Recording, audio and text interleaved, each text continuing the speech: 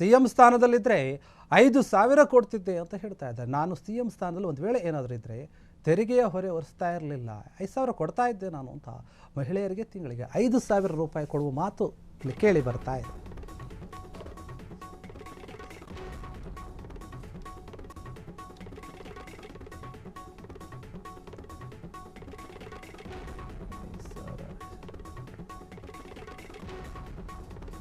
HD Kumaraswamy ಹೇಳ್ತಾ ಇರುವಂತಹ ಮಾತು, ನಾನು 5,000 ರೂಪಾಯಿ ಕೊಡ್ತಾ ಇದ್ದೆ ಅಂತ. CM ಆಗಿದ್ರೆ ಈಗೇನು 2,000 ಕೊಡ್ತಾ ಇದ್ದಾರೆ, ನಾನು 5,000 ಕೊಡ್ತಾ ಇದ್ದೆ ಅಂತ.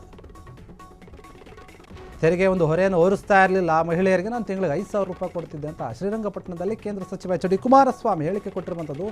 ಸರ್ಕಾರ ಮದ್ಯದ ಬೆಲೆ ಯದ್ವಾತದ್ವಾಗಿ ಏರಿಸ್ತಾ ಇದೆ, ಅದು ಒಂದು ರೀತಿ ಹೊರೆ ಆಗ್ತಾ ಇದೆ. ವಿದ್ಯುತ್ ಬೆಲೆ ಏನಿದೆ ಅದರ ಹೆಚ್ಚಳವನ್ನು ಕೂಡ ಸರ್ಕಾರ ಜಾಸ್ತಿ ಮಾಡೋಕ್ಕೆ ಮುದ್ದೆ ಹಾಕಿದೆ. ಸರ್ಕಾರದಿಂದ ಅಗತ್ಯ ವಸ್ತುಗಳ ಬೆಲೆ ಕೂಡ ಏರಿಕೆ ಆಗ್ತಾ ಇದೆ.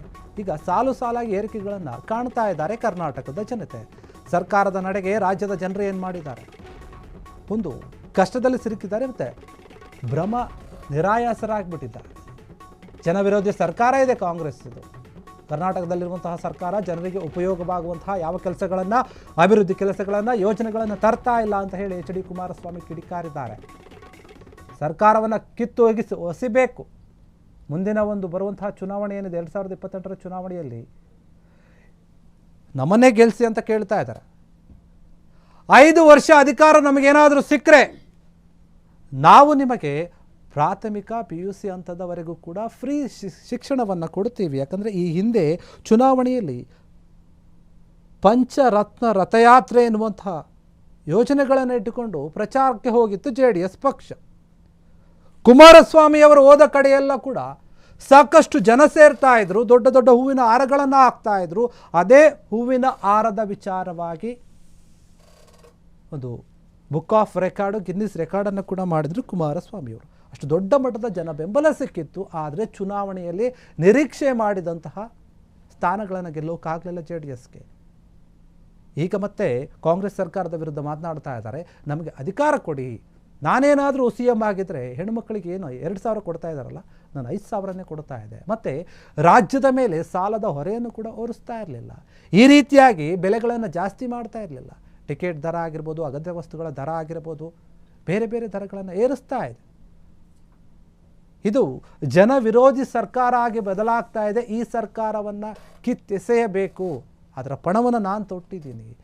ಮುಂದಿನ ದಿನಗಳಲ್ಲಿ ಅಥವಾ ಮುಂದಿನ ಚುನಾವಣೆಯಲ್ಲಿ ಉತ್ತಮವಾಗಿ ಎದುರಿಸ್ತೀವಿ. ನಾವು ನಮ್ಮ ಸರ್ಕಾರ ಬರೋಕ್ಕೆ ಎಲ್ಲ ರೀತಿಯಾದಂಥ ಪ್ಲಾನ್ ಮಾಡ್ತೀವಿ ಅಂತ. ಅದರ ಜೊತೆಗೆ ಒಂದು ವೇಳೆ ನೀವು ನಮಗೆ 5 ವರ್ಷ ಅಧಿಕಾರವನ್ನು ಕೊಟ್ಟಿದ್ದೇ ನಿಜ ಆದರೆ ಪ್ರಾಥಮಿಕ ಮತ್ತು PUC ಹಂತದವರೆಗಿನ ಎಲ್ಲ ಶಿಕ್ಷಣವನ್ನು ಫ್ರೀಯಾಗಿ ಕೊಡ್ತೀವಿ. ಕೃಷಿ ಉತ್ಪನ್ನಗಳಿಗೆ ಸೂಕ್ತ ಬೆಲೆಯನ್ನು ಸಿಗುವಂತೆ ಮಾಡ್ತೀವಿ. ರೈತರಿಗೆ ನಾವು ಬೆಂಬಲಿಸ್ತೀವಿ. ರೈತರ ಬಗ್ಗೆ ಸಾಕಷ್ಟು ಕಾಳಜಿ ಇದೆ ನಮಗೆ.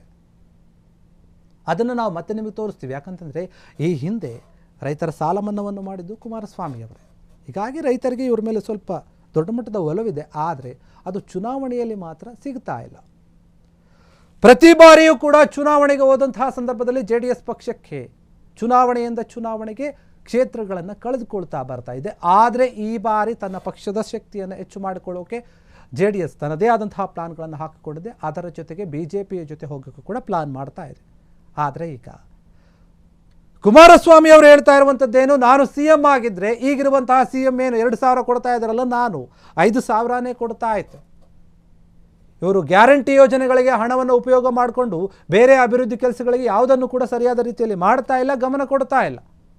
ಇಂತಹ ಸರ್ಕಾರ ಯಾಕೆ ಬೇಕು? ಜನರಿಗೆ ಉಪಯೋಗ ಆಗುವಂತಹ ಅಭಿವೃದ್ಧಿ ಕೆಲಸಗಳನ್ನು ಏನು ಮಾಡಿದೆ?